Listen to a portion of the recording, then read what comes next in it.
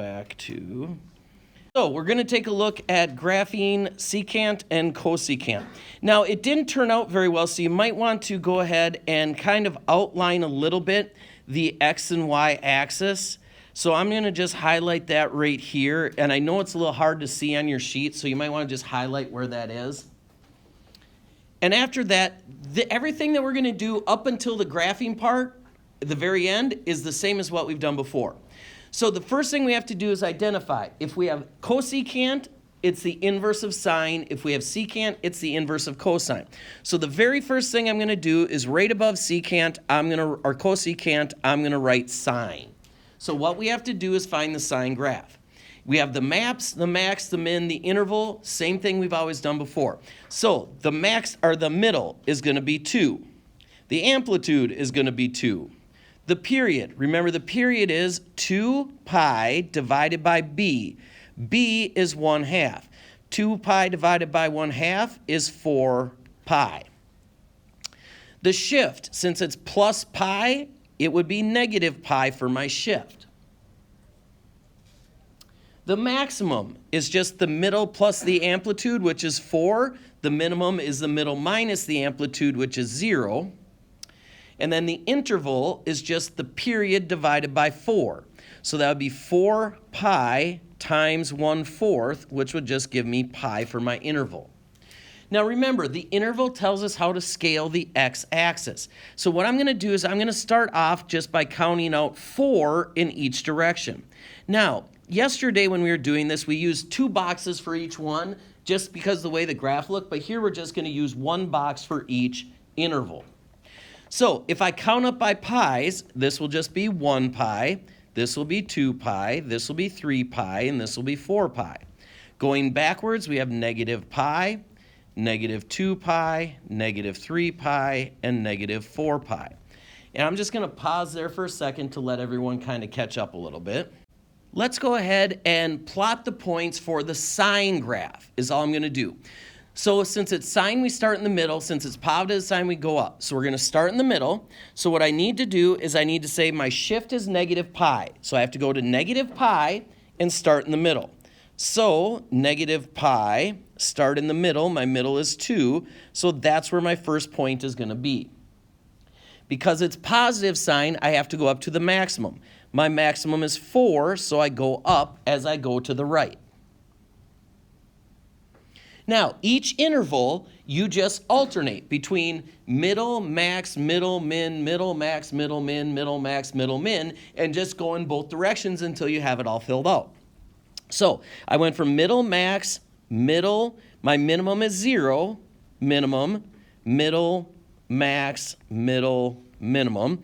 And I can do the same thing going in the other direction, minimum, middle, max, middle. So all you're doing is just following that pattern. Now, you can connect these if you want, but you really don't have to because we're not graphing sine, we're really graphing cosecant.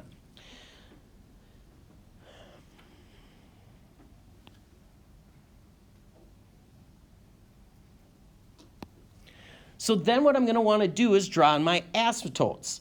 To do that, I'm just going to draw a dashed vertical line that goes through any point on the middle of the graph. So, for example, it'll be right here because that one goes through the middle. It'll be right here, that goes through the middle.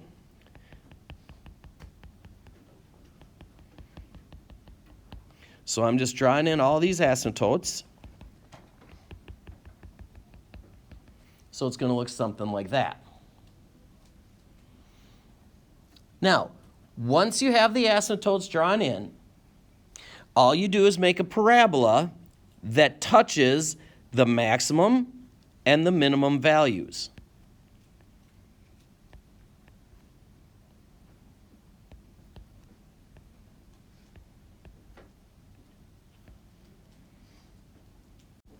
So the period of secant is the same as the period of sine. So the period of sine is 4 pi, the period of cosecant is the same.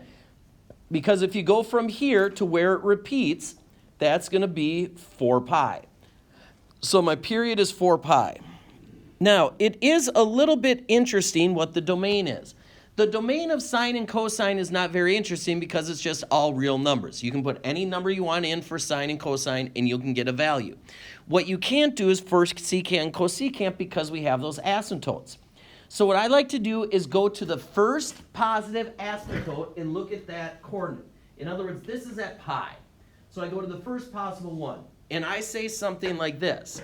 I say that x cannot equal pi.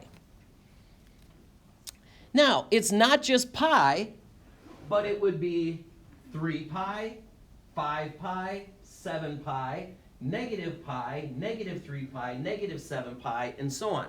So this is how we write that. We say it cannot equal pi plus n times 2 pi. Now, here's the reason why we have that.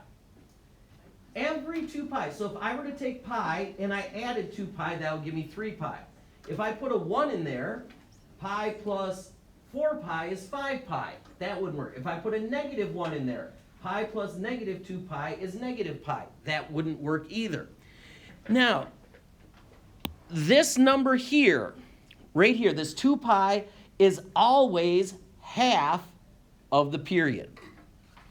Okay, this number here is always half of the period. Yes? So if the period would be like 5, would it be 2, like? It would be n times pi over, well, if the period was pi, it would be n times pi over 2. Okay. So you just take the period and divide it in half.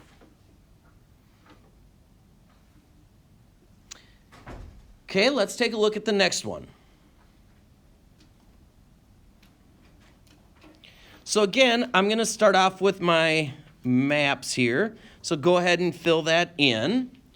And we would have something like this. Middle is negative 2. Oh, and this is cosine, because it's the inverse of secant. The period, 2 pi divided by 2, which is just pi.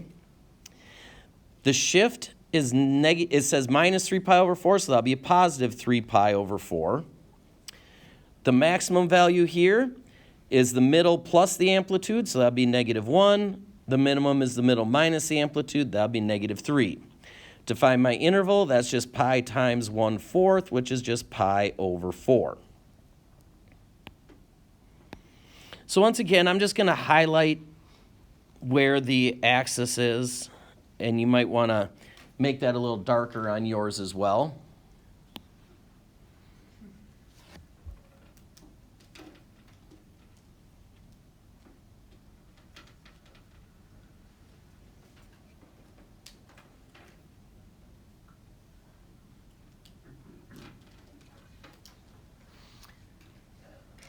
So, when we're doing this, I'm again going to mark off 1, 2, 3, 4 in both directions. Then again, my interval is what I count by. So, pi over 4, 2 pi over 4, which is just pi over 2, 3 pi over 4, and then 4 pi over 4, which is just pi. Same thing in the opposite direction. Negative pi over 4, negative pi over 2, negative 3 pi over 4, and negative pi.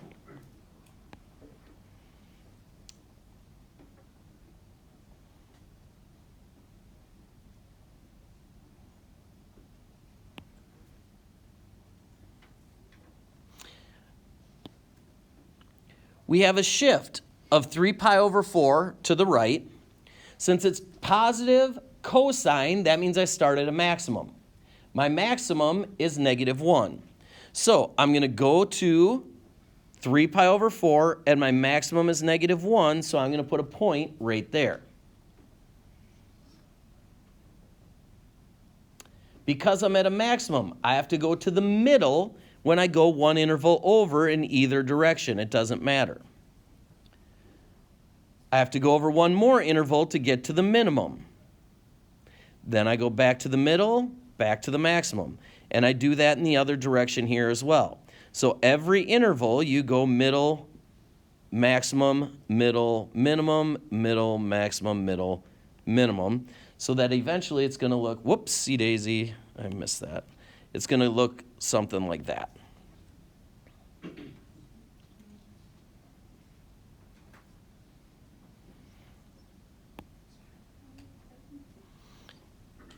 Yes? Which one's the one where you go from the minimum to the maximum? Okay, that is only if you're graphing it in Canvas, because the tool for that says go from the minimum to the maximum, and that's where you have to go over 2 intervals to do that. They skipped that one, and I'm not sure why they did it that way, but that's just the way they did for cosine.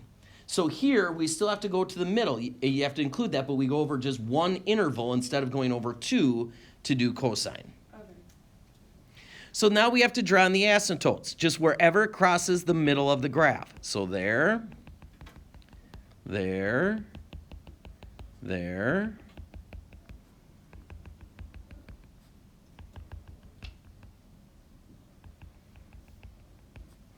like that.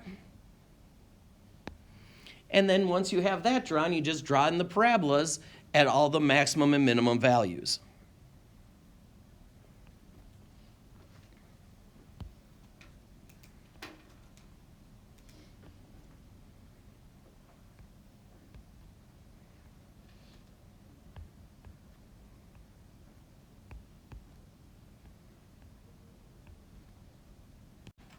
Let's look at the period now. The period is the same thing as cosine, so that's just pi.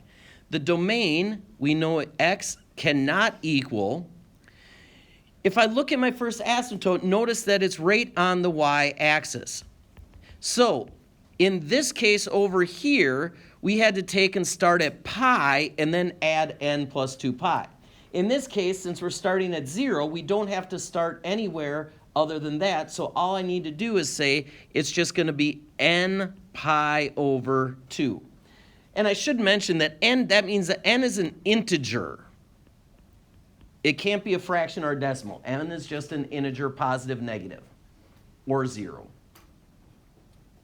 So n times pi over 2 will be all the places that x cannot be.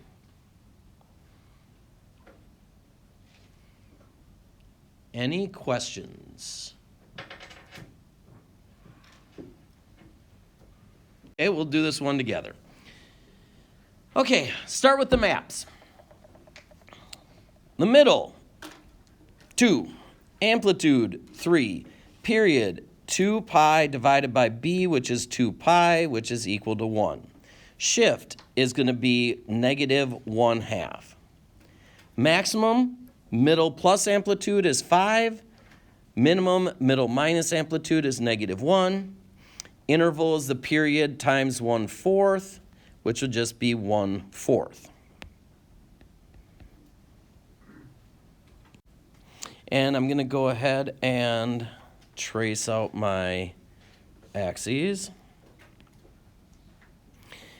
And again, we're going to mark 1, 2, 3, 4.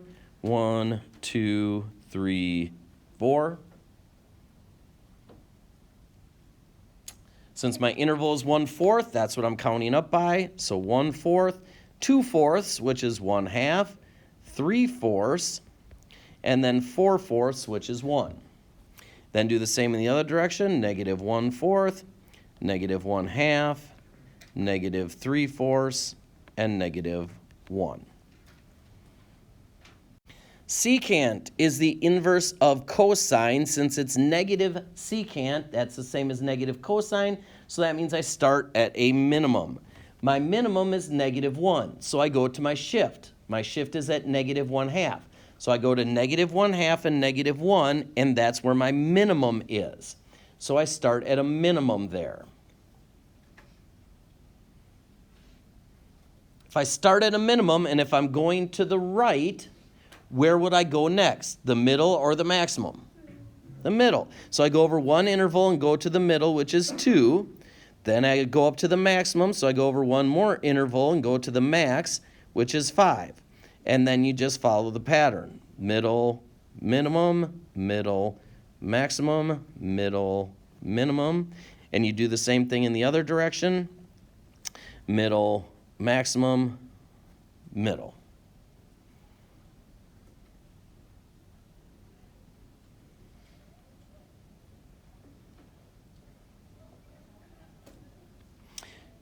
So now I'm going to draw my asymptotes where it goes through the middle of the graph.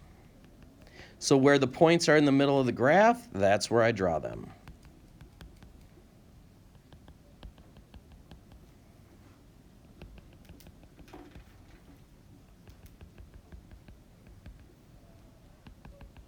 Oops.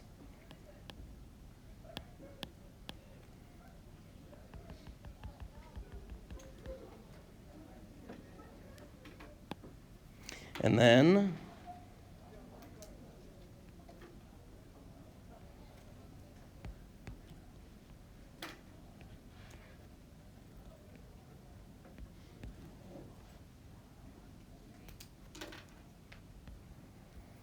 draw that in.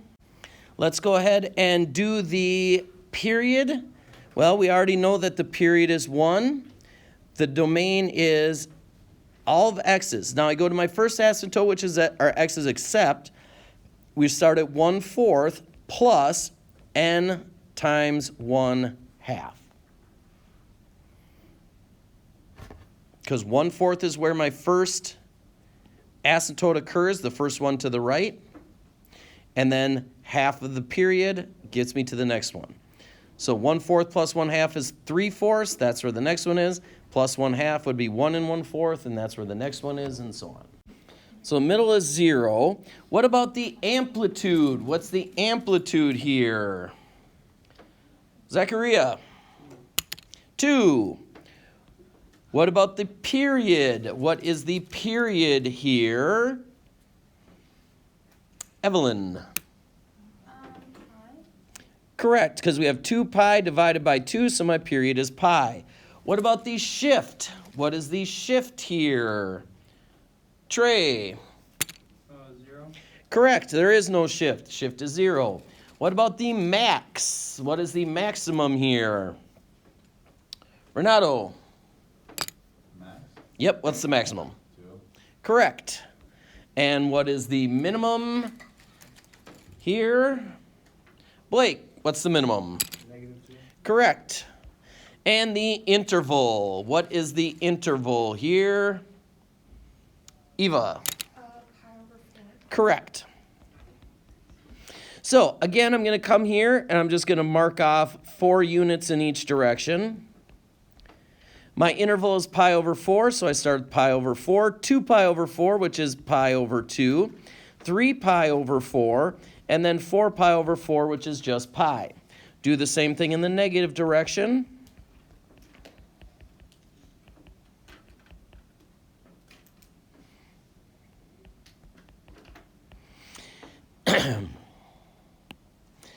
When we look at this, we have cosecant. Cosecant is the inverse of sine. So I'm just going to write sine right up here.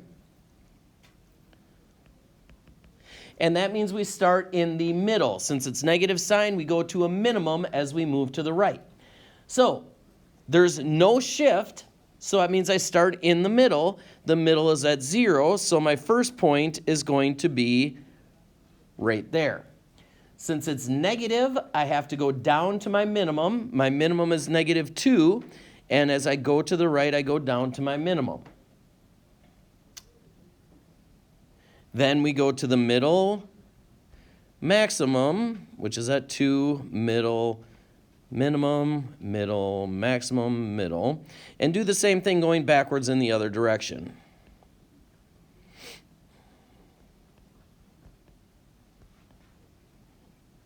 Whoopsie daisy.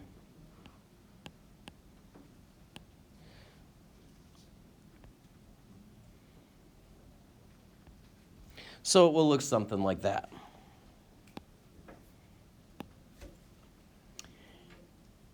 And wherever the graph crosses the middle, that's where we put in our asymptotes.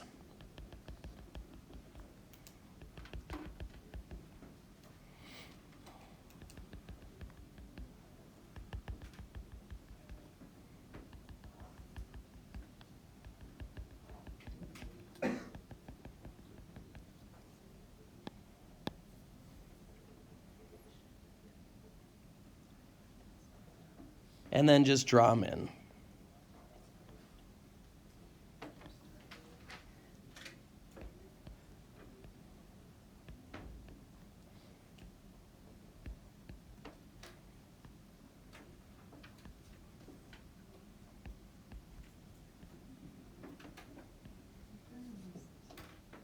So the period is just going to be pi.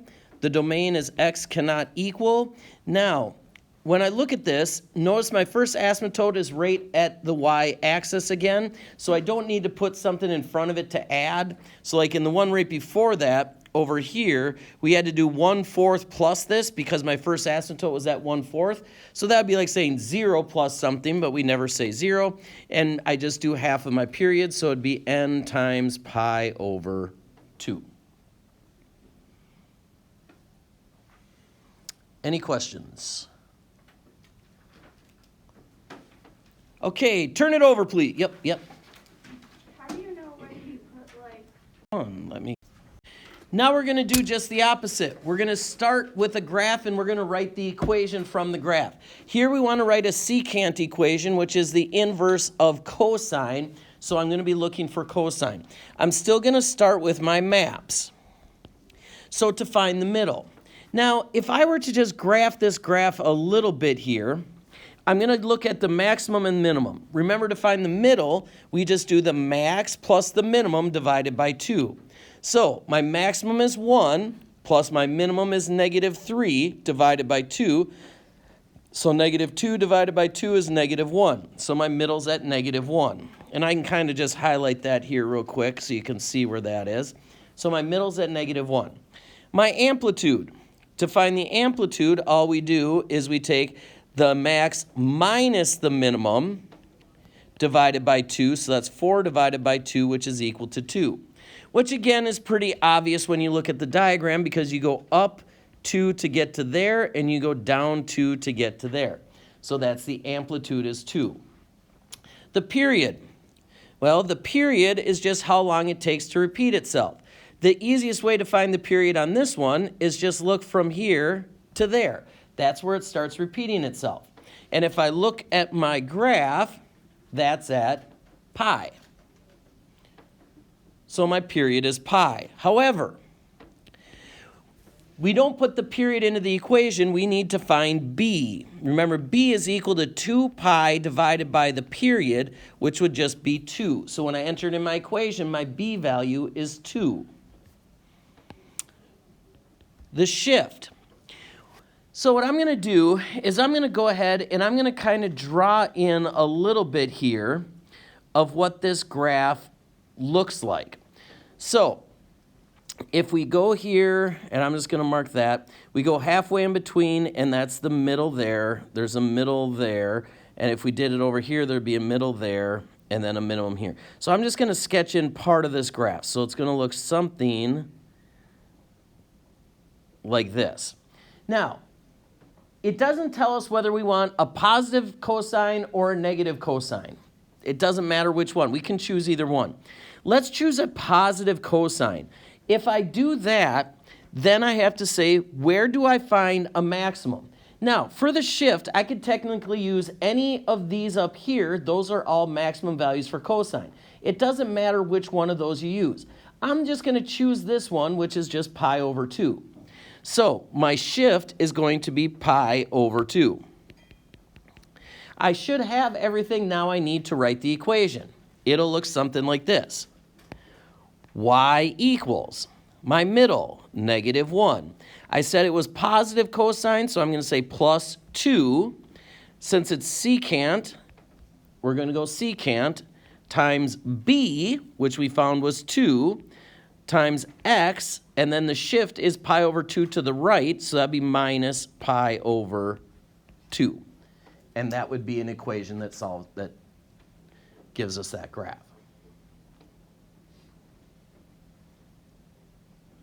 Yes? Wait, so the shift, how did you do that again? So since we decided to do positive cosine starts at a maximum. I could have chosen any of these to be my shift. So it could have been -3 pi over 2, negative pi over 2, pi over 2, or 3 pi over 2. I just chose this one as pi over 2. Okay.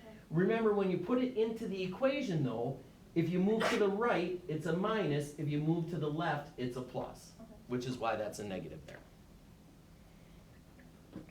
Anyone else? Any questions? Yeah. How do you know if you move like to the left or right? You just pick. Okay. We could have, we could have done this point here and said this is plus pi over 2, and it's still correct. Would that make You the just pick one. negative? What's that? Would that make the equation with a negative? No, since we're still starting at a maximum, it would still be a positive. Now, we could have started down here if we chose negative sign and said that we have negative, and then we would have no shift. So it'd just be negative 2 secant 2x without any shift if we wanted to do a negative one. You could have done that as well. Okay, let's take a look at the one underneath that. And this time we want a cosecant, which means it's sine that we're looking at. So again, we're going to do our maps. Middle is the maximum plus the minimum divided by 2. So 5 plus a negative 1 divided by 2. That's 4 divided by 2, which is 2. So my middle is going to be at 2. The amplitude you can find by subtracting. 5 minus a negative 1 divided by 2. 6 divided by 2 is equal to 3. My period. So if I look at this one here and this one here, so I can find my period by going the distance between those two. And it looks like my period is 8. So to find my b value, we have to do 2 pi divided by 8, which is pi over 4. And my shift. Again, since we're talking about sine, we have to start in the middle. So I'm going to plot a couple of points here. I'm going to plot my middle point, my minimum, my middle, and I'm going to do my middle here. So I'm going to just plot a couple of these. Whoop, should be there. So I'm going to just plot a couple of these. So now, we have to decide whether we want to do a positive sign or a negative sign. Okay? Let's do a negative sign just to make it interesting. So, if we wanted to do a negative sign, I would have to say, where does my graph start and go down? Start in the middle and go down. Well, it starts in the middle and goes down. Starts in the middle here and goes down. It also starts in the middle here and goes down. So I can use either of those for my shift. It doesn't really matter which one. Let's just choose this one for our shift. That means my shift is going to be -6. So I can write my equation now. My equation would be y equals my middle 2. We said we're going to do negative sign, so -3 cosecant.